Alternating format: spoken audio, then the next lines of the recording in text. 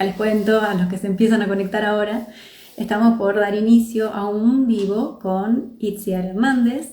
Ahí estamos, lo logramos muy bien. Itzi, bienvenida y gracias nuevamente por aceptar esta invitación. Nada, un placer estar aquí. Gracias.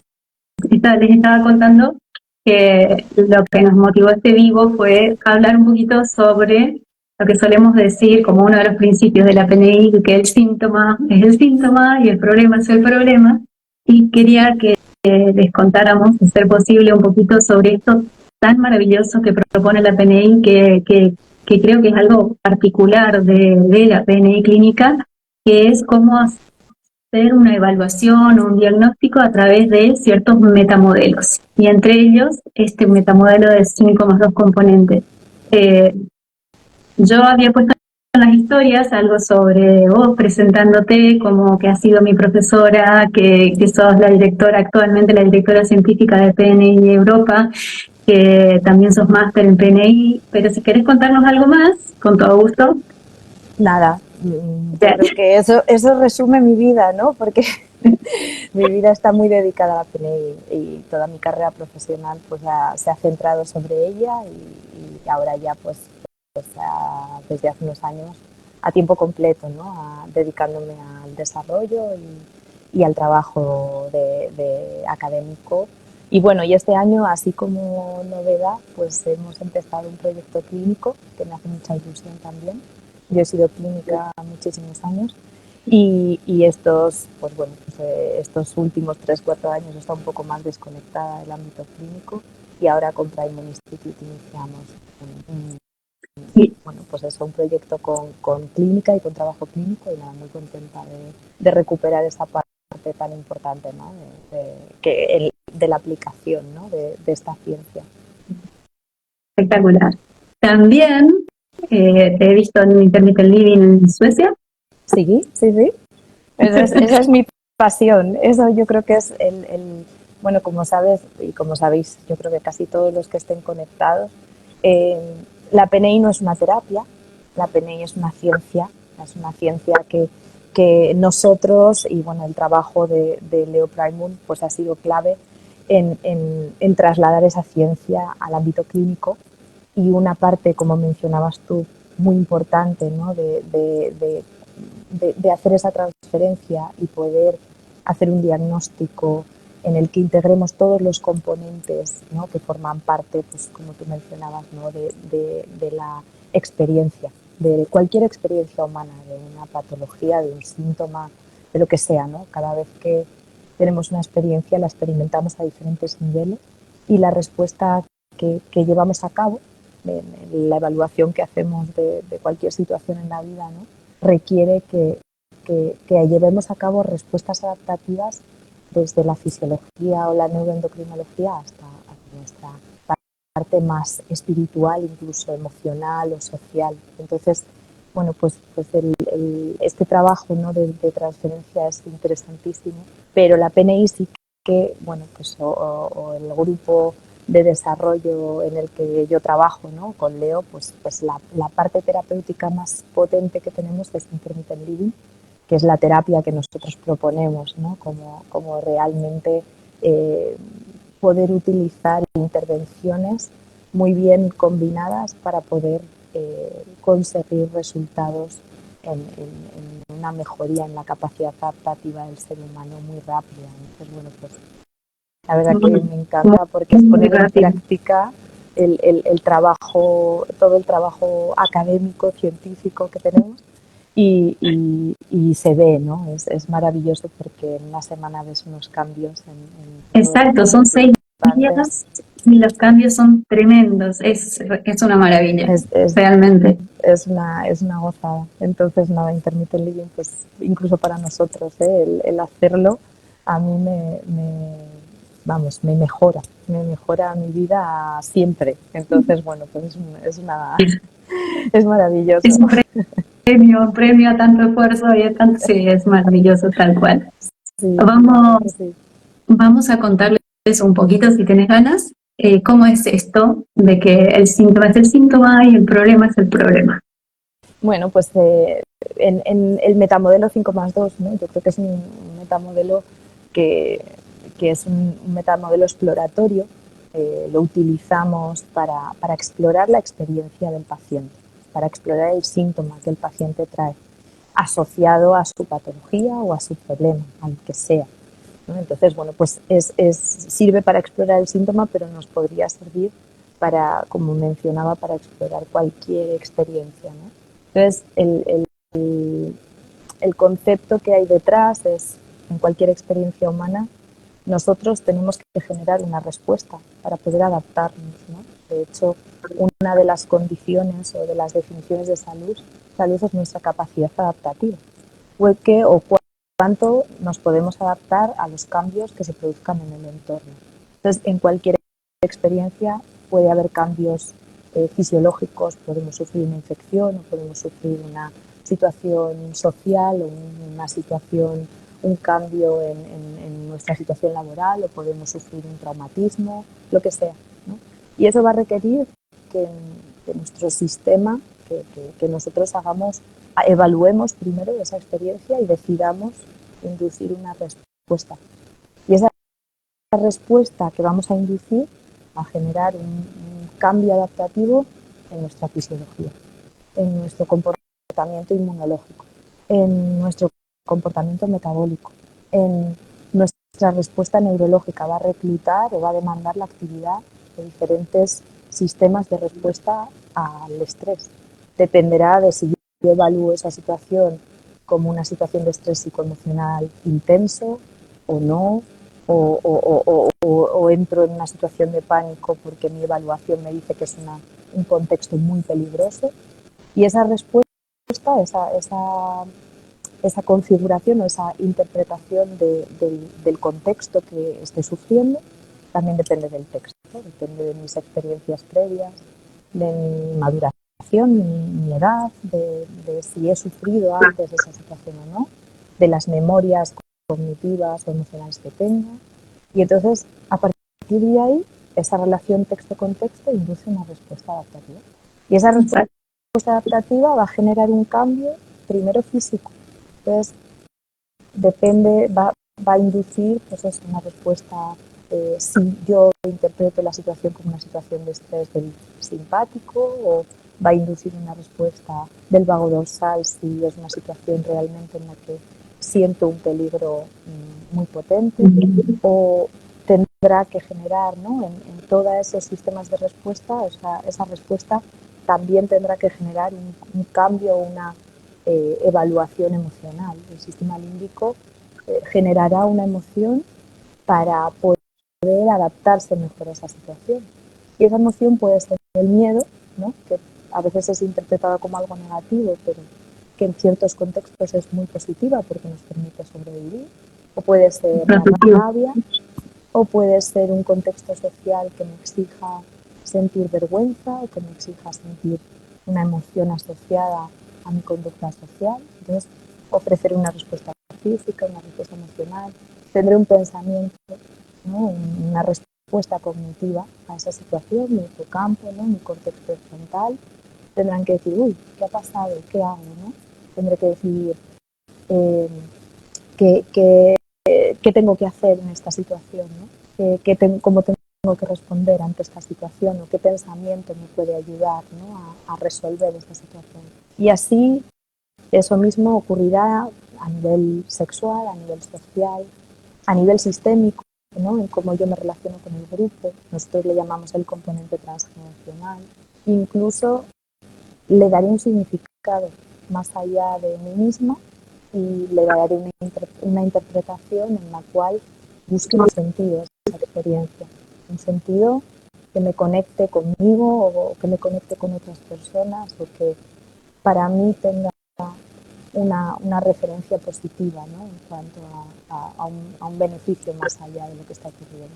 Entonces, que esos componentes, ¿no? Que yo pueda dar una respuesta coherente en todos esos niveles es importante para que pueda resolver este desafío. Entonces, si yo lo que tengo es una deshidratación, mi emoción tendrá que ser la sed y no el hambre. Y es así de sencillo y de difícil. Si estoy enferma y tengo una infección, mi emoción igual tiene que ser estar muy cansada, deprimida y no querer hablar. Y eso es positivo, porque eso me ayudará a resolver esa situación, ¿no? Entonces, cuando un paciente no puede resolver un síntoma, una patología, algo ha fallado. En algún componente mi respuesta ha perdido coherencia con lo que sería positivo para mí, para que yo encuentre una solución a ese desafío. Puede ser que yo tenga un conflicto con la emoción necesaria, ¿no? Igual es una situación que me hace sentirme vulnerable. Y para resolverla tengo que pedirte ayuda a ti, Irina, porque yo no puedo, porque hay cosas, ¿no? La tristeza, para resolverla, requiere precisamente que busquemos a alguien que nos acompañe, que nos apoye. Y es lo positivo que tiene. Entonces, si yo la rechazo y no la quiero sentir, es difícil que si yo me cuesta pedir ayuda pueda resolver ciertas situaciones emocionales.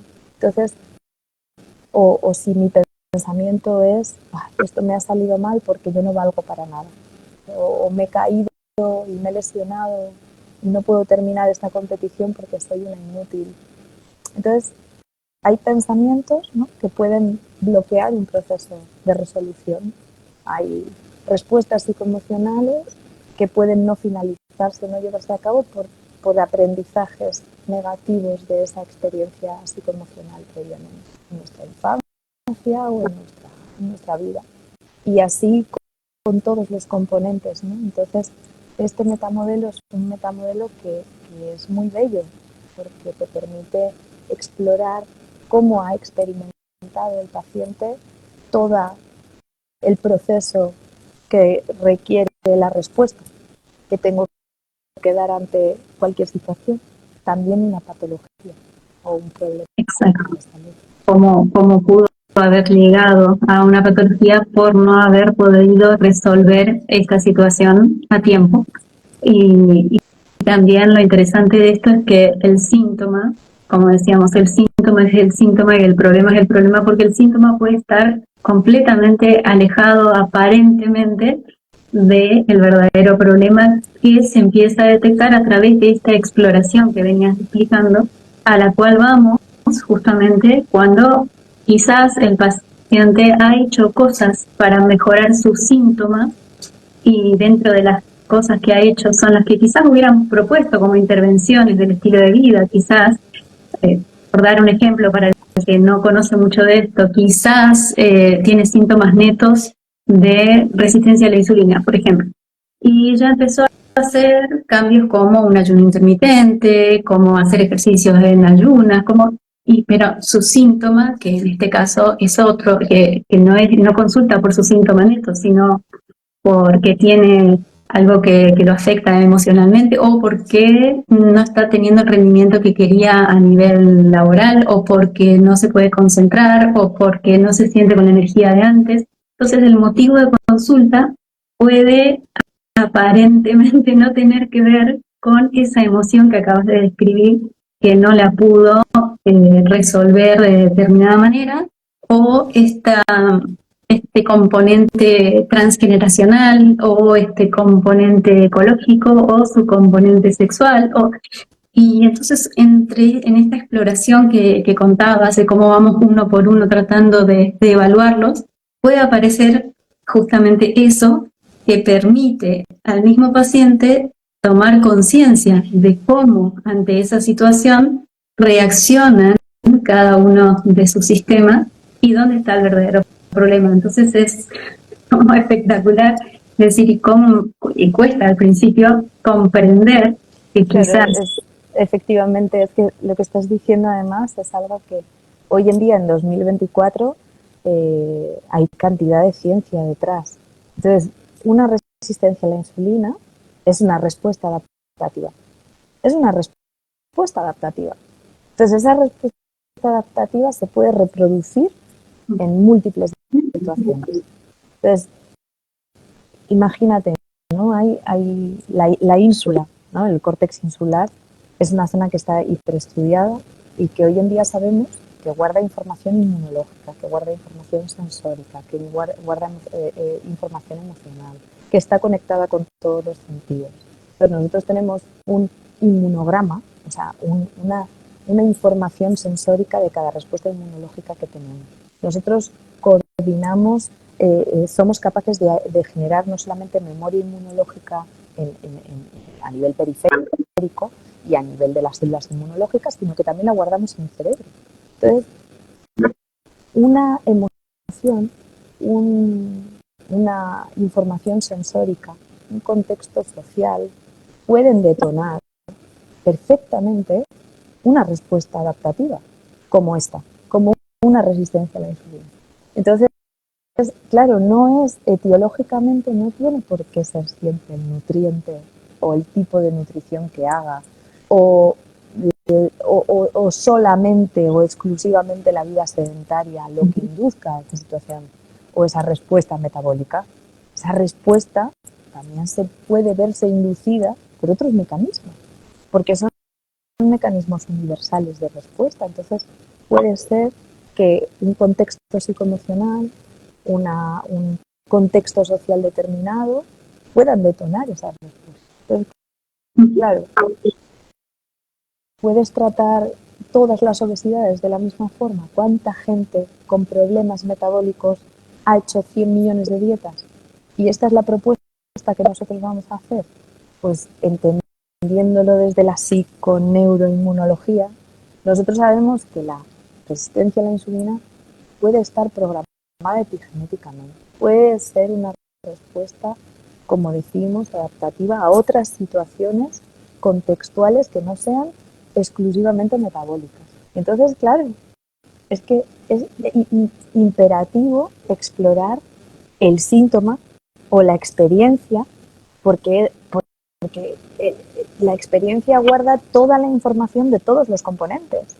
Entonces, si nosotros podemos acceder a esa información, damos coherencia también a la experiencia del paciente. El paciente dice, no como porque soy una persona que es que le gusta el dulce y es que yo no me puedo controlar. Entonces, esto puede ser un pensamiento de una persona, es que no me puedo controlar. Y la experiencia puede estar mucho más conectada con la soledad, con la percepción de soledad. Y cuando tú investigas a la gente que se siente sola, investigas qué respuestas neuroendocrinas tienen, qué respuestas de saciedad tienen, te das cuenta que estos pacientes tienen picos de cortisol nocturno, que tienen que precisamente tienen un cambio biorrítmico importantísimo por una emoción. Entonces, es claro, nosotros no podemos abordar un síntoma o una patología de la misma forma en todos los pacientes, porque cada uno tiene una relación completamente diferente con su propia patología. Entonces, por supuesto que tenemos que tener una mirada en la que englobemos toda esta información, si podemos, a través de los metamodelos que utilizamos, ¿no?, de pensamiento. En este caso, el 5+2, ¿no?, que nos ayuda a eso, a que podamos explorar con alguien y cuando tienes esta situación, ¿qué respuesta física tienes, ¿no? ¿Cómo es tu frecuencia cardíaca? ¿Cómo respondes? Podemos valorar incluso, hoy en día tenemos hasta mapas térmicos de respuestas emocionales para ver que, fíjate, ¿no?, cómo se distribuye, o sea, qué cambios térmicos tenemos periféricamente cuando sentimos una emoción, ¿no? O qué emoción está asociada a ese proceso. Y eso para el paciente no es solamente exploratorio, es terapéutico, porque nosotros trabajamos sobre aquello que aparece. Y eso nos ayuda muchísimo a reencuadrar la situación, ¿no?, y a que el paciente se pueda entender mejor, para que el paciente no experimente su patología desde la culpa o desde el juicio de, no, es que tú será que tú no te controlas y esto es tu problema. No, mire, señores, que me siento sola. Eso es lo que me pasa. Y cuando uno se siente solo y siente peligro, una respuesta que tenemos se llama hacer resistencia a la insulina precisamente porque en situaciones de peligro, evidentemente, el ahorro es muy importante. ¿Sabe usted? Entonces, el ser humano, cuando está en peligro, ahorra. Las mujeres nos llenamos de agua, porque son nuestros sistemas de ahorro, y los hombres, sí, y eso es importante. Entonces, entender la fisiología y entender que las respuestas tienen un sentido. Y muchas veces yo creo que nosotros podemos tener el conocimiento científico, pero ese conocimiento científico llega hasta donde llega todavía. Y sabemos mucho ya hoy en día, pero lo bonito es explorarlo con el paciente sin la expectativa de lo que va a salir, sino darnos cuenta que cada uno tiene una experiencia única y que hay veces que exploras algo y está conectado con una experiencia que no te podías ni imaginar. Exacto. Yo sé que tenés un compromiso muy importante ahora y estamos muy cerca del fin del tiempo que dedicamos a esta charla. Te escucharía, obviamente, horas y horas y horas y todos los demás también, pero por respeto te propongo, si quisieras hacer un cierre. Tenemos un poquito más, si quieres, todavía 15 minutitos yo creo que podemos alargar, Sí, perfecto. No hay problema, no tenemos que correr, Irina, o sea que no te preocupes que... Sí, te agradezco, yo estaba muy así pendiente de que no tranquila, no pasa nada.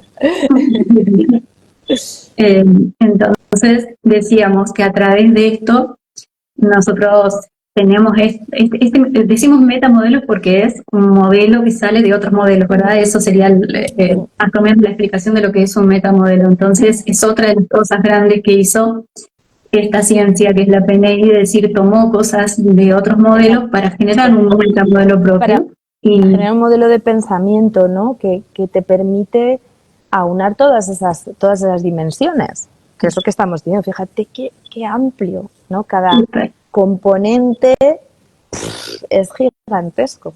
Estamos si quieres, claro. De 7 a 7 y pueden ser más componentes de un síntoma que lo generó el cerebro para que nosotros vayamos en la acción de algo, o sea que tratemos de encontrar una solución a algo, como anticipándonos a decir acá o hay algo que no está bien o que si seguimos así puede llegar a no estar bien. Y qué parte, ¿no? Lo que te permite es ver dónde hay algo que la respuesta no tiene coherencia, el pensamiento que estoy teniendo o la respuesta psicoemocional, ¿no? Y eso te permite decir, ok, esto puede ser un motivo, ¿no? Por el cual no fui capaz de resolver esta situación, ¿no? Y entonces eso es esencial, ¿no? Porque fíjate, si hablamos, ¿no?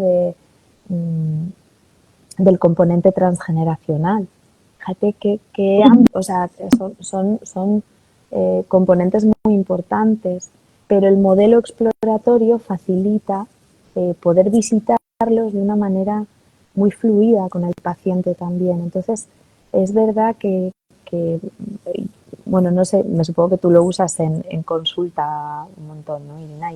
¿Y cómo es para ti? Yo creo que el modelo que utilizamos es un modelo muy aproximable a cualquier persona, o sea, no está hecho para que cualquier profesional de la salud realmente pudiera hacer este ejercicio con un paciente sin dedicarse a la parte transgeneracional o a la medicina transgeneracional o ser un psicoterapeuta o un fisioterapeuta, no, no tienes que ser un especialista en concreto, están hechos para que cualquier especialista pueda explorar el síntoma que le trae su paciente desde diferentes perspectivas, ¿no? Y yo creo que el modelo es muy fácil de utilizar cuando conoces la técnica. Sí. Es como, está muy bien explicado, está muy bien pasado o bajado la información al terapeuta para que tenga esta posibilidad que decís de que siendo de distintas ramas, la mayoría lo entendemos, lo podemos aplicar y nos da esta posibilidad de ayudar haciendo este abordaje o esta evaluación que va más allá del síntoma, que es lo que tanto decimos. Entonces, no es que no atendemos el síntoma, sino que entendemos el síntoma como que el síntoma no es el síntoma, sino que el problema es el problema y tratamos de llegar a que el paciente tome conciencia de cuál es el verdadero problema, porque a partir de ahí sí estaríamos en el camino de la solución. Y lo otro maravilloso. Exacto, ¿no? Es para que el paciente se dé cuenta, ¿no? Que qué es lo que falló o qué es lo importante, ¿no? Qué es lo que hay que resolver para que eso se pueda resolver, ¿no? Entonces, en algo como tú mencionabas, la resistencia a la insulina, igual lo clave de resolver es un contexto social, es algo relacionado con el contexto social o con mi respuesta. Entonces, dices, ¿puede ser que eso sea? Por supuesto. ¿Hay ciencia detrás de que el contexto social puede inducir ese tipo de... Por supuesto, ¿no? Pero para el paciente esto tiene que ser algo que lo descubra él. Y eso es lo bonito. El metamodelo 5+2 y el trabajo que nosotros proponemos no está dirigido por el terapeuta, sino por el paciente. Nosotros no completamos la información. Nosotros ayudamos a que el paciente pueda acceder a esa información y sea la suya. Y no la interpretamos, ni si es bueno, ni si es malo, ni si debería ser así o no. Simplemente presentarlo y tratar de reencuadrar eso como un aspecto positivo de algo que es importante, ¿no? Para poder resolver esa experiencia. Entonces yo creo que eso es clave también, ¿no? Que no es un modelo interpretativo. No interpretamos si eso debería ser así o no, ni muchísimo menos. Lo que hacemos es explorarlo y acompañarle al paciente, ¿no? en esa búsqueda y en esa experiencia. Me encantó.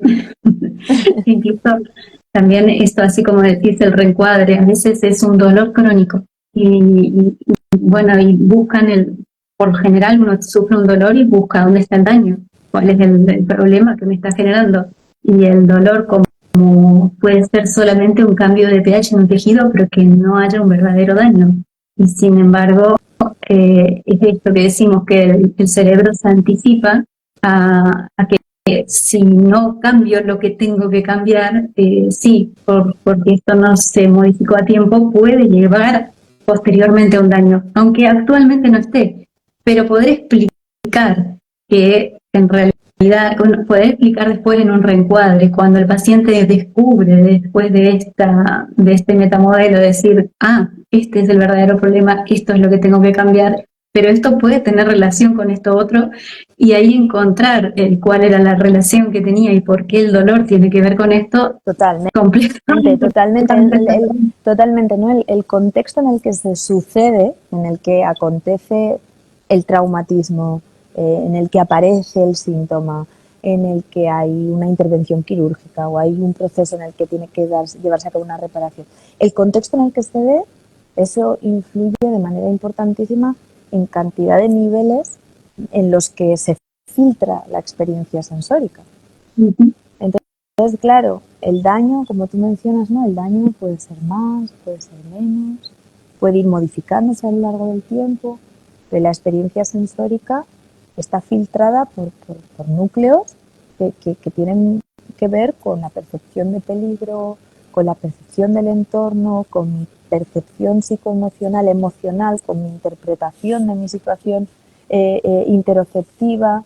Entonces, claro, qué importante, ¿no? En cada experiencia que tenemos, si esa experiencia no se resuelve, eso puede estar hablando de que hay algo en todo eso que pasa en ese momento, en lo que yo siento, en las relaciones que tengo, en cómo lo interpreto, en qué sentido le doy, en qué lugar ocupa en mi sistema esa situación, en cómo impacta mi entorno, cómo impacta a la gente que yo quiero, cómo eso me ayuda en una relación o me la daña, cómo yo a través de ese síntoma veo modificaciones. Imagínate, ¿no? Yo me pongo enferma, soy una niña y mis padres que se estaban peleando todo el día, de repente cambian su conducta para ayudarme y se unen. Y entonces tiene un beneficio tan grande aquello que me pasa que eso es mejor que se quede conmigo, porque perderlo sería perder algo mucho más importante que el síntoma. Y entonces, claro, el proceso evaluativo incluye todas las realidades del ser humano. Y esos son los componentes que están incluidos en el metamodelo. Por eso tú decías, y hay más. Por supuesto, porque probablemente en un año o en dos o en tres, ¿no? Ya trabajamos con ese modelo, incluimos la identidad, vamos incluyendo otras dimensiones, porque es así de bonito y de dinámico en el sentido de que, por supuesto que si hay más cosas que haya que sumar al modelo, se sumarán, ¿no? Pero se trata de entender, ¿no?, que en cualquier experiencia estamos sumando y restando todas las posibilidades y todas las situaciones que se dan a todos los niveles, ¿no? Entonces, imagínate eso, que me pasa algo y tengo un déficit energético, tengo una situación de carencia energética, porque tengo un trastorno metabólico.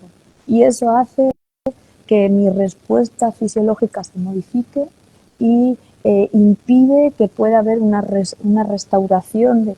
Entonces, la energía o la situación endocrina o la situación inmunológica o el componente psicoemocional o todo eso va a ir modificando, va a ir cambiando que podamos o no desbloquear o resolver esa situación. Entonces, por eso es tan importante tenerlo todo en cuenta, como tú mencionabas, porque, claro, ¿cuál es el beneficio o por qué esto está presente en mi vida?